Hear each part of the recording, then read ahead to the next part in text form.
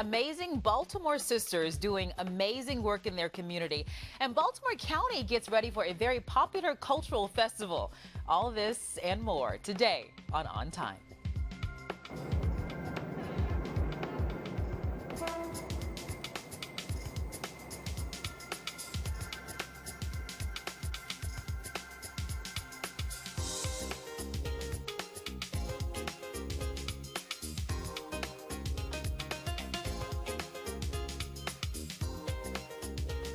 Many of you work together to help your communities, but what about family members working together to help their communities as well? That is the goal of Neighbor to Family, and this year the group is honoring some very special women. Joining me to tell us more about this year's honorees are Donna McCarter, she's the Executive Director of the Baltimore Office of Neighbor to Family, and Dr. Mabel Lake Murray, one of the sister honorees and retired Coppin professor. Thank you for joining us, ladies. Thanks for having us. So you were telling me about this program earlier, and it's quite unique because what does it do? Well, in essence, Neighbor to Family, the whole aim of Neighbor to Family is to keep siblings together. Who go into foster care. Siblings together in foster care. So typically what happens, let's say, you know, they're a group of 3 kids and they are siblings and something happens and they have to go into foster care. What normally happens? Well, Neighbor to Family, we go out and we recruit and train foster parents who are committed to keeping siblings together and who understand the whole sibling bond and want to keep siblings together.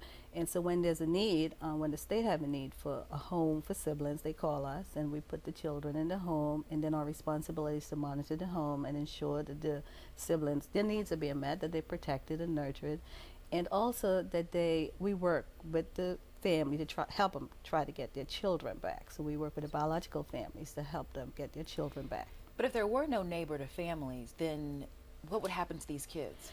Well, Neighbor to Family is the only program in Maryland right now that focuses on keeping siblings together. So they would be split up. They would all go in different homes. Essentially, yeah. Okay, and that's not good because?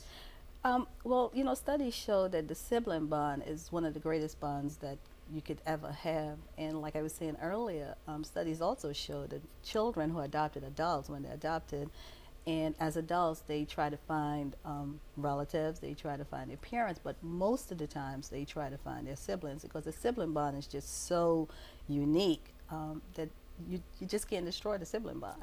Is it because they're going through the same things together, whereas the parents are not going through it from their vantage point? Pretty much, yeah, pretty much. So once these kids get into the home, the foster parents really have to function in a different way than other foster parents. How is that? Absolutely. You know, when you bring siblings into your home, the dynamics of your home change. Your home change. You know, if you had one child and all of a sudden you have 3 children, so you wake up next morning, you have 4 children to take care of, which is different. Oh, another one. Right. And so, you know, we do a lot of training with our parents to get them to really buy into the whole concept of keeping siblings together and just to understand how the sibling dynamic is so different, and so that you have to work with siblings differently.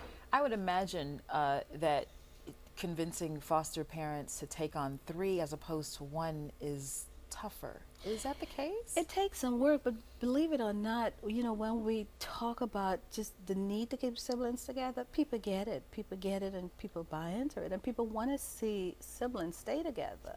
You know, a lot of our parents have siblings and they can't imagine what it would be like growing up without their siblings. So people want to do it. Gotcha. And speaking of somebody who can't imagine growing up without their siblings, Dr. Lake Murray, you have 3 sisters. Yes, I do. And you were telling me about your background earlier. You are, of course, a former Coppin professor. Yes. Your sisters all went to college, all professionals. Tell me about them, because you guys are going to be honored this year. Yes, and actually, I'm really proud of them. I mean, I'm proud to be a lake girl. We talk about it all the time. As a matter of fact, we used to call ourselves the 5 Great Lakes because we would add our parents to the mix. You know, we just let them join. So they were allowed to come in. Yeah, they were allowed actually to talk to us because we were the Great Lakes. My sisters are very strong women. My sister Jan is a dean. She's dean at the School of Communications at Howard University.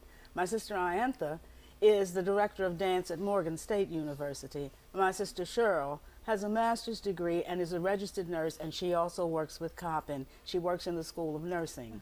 And of course, I work at Coppin. I work in the School of Education. I don't know where those young people who were our parents got the notion that we should all go to college, because they were teenagers when their family started. And yet, we always knew from the very beginning that we had the responsibility of going to college and making the Lake name a proud name. So essentially, it doesn't matter whether you are adopted or whether you are a foster child or whether it is your biological family. There is something that parents need to be able to instill in kids so that they can be successes like the Great Lakes. What is that? Maybe you can comment on that, Dr. Lake. Well, I think one of the things that they did was they made sure that we had many activities. And this, even though the three of us grew up together, and then after we were adults, Cheryl was born into our family. She was born into our family. She is a Lake. And so we just all got together and decided that what we were going to do to make sure that we knew where each of us was and what we were doing and how we were getting along and how we could help each other. So we used to do things to help each other.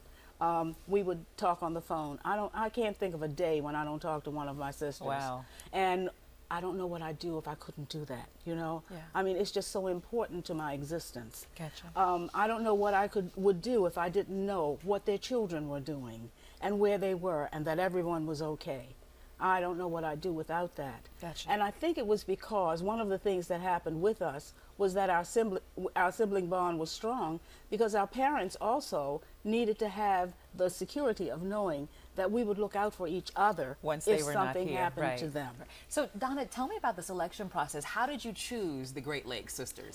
We actually go through a nomination process, and so we put the nominations out in the community, and people nominate siblings. And one of the things that we try to find is not necessarily siblings who grew up in foster care, but just community siblings who can talk about the need to keep siblings together and who can talk about the whole sibling bond. And so we have a nomination process, and people nominate local sibling groups, and then we have a committee that select the honoree, and we go from there. I see. And so this year, they will be honored at a special dinner. Is that correct? Correct. Tell me about that before we go. So on September the 26th at the Forum Caterers on Primrose Avenue, we're honoring the Lake Sisters, and we're really happy and Lakes. proud to honor the Great Lakes, right? And so it's a dinner. It starts at 6:30. Doors open at 6 o'clock on September the 26th. And this year we're proud to have Lisa Hamilton with the Casey Foundation as a guest speaker, and so we're really looking forward to the event. It's going to be a great event. She really knows a lot about kids. Absolutely. Gotcha. Okay. All right. This has been wonderful. It's great meeting you, Dr. Lake Murray and Donna. Thank you both for joining me. And of course, if you would like to join them and participate in honoring these very special Great Lake women, the 5th annual Gordon Johnson Sibling of the Year Award Dinner all takes place on September 26th at 6:30 p.m. at the Forum. Doors open at 6 p.m. and for ticket information, you can call 410-496-8151 or go to donna.mccarter@ntf.org. And if you would like more information on Neighbor to Family, visit their website at neighbortofamily.org. And thank you so much for having me.